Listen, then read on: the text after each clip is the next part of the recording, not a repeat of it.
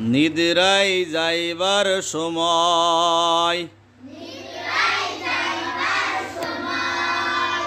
এই দুআ পড়িতে হয়।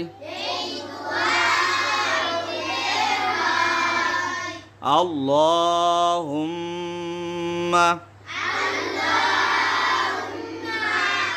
বিসমিকা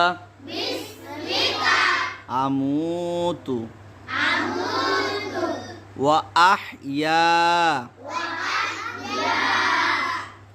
নিদ্রা থেকে উঠিবার সময় এই দুআ পড়িতে হয়। আলহামদুলিল্লাহিল্লাযী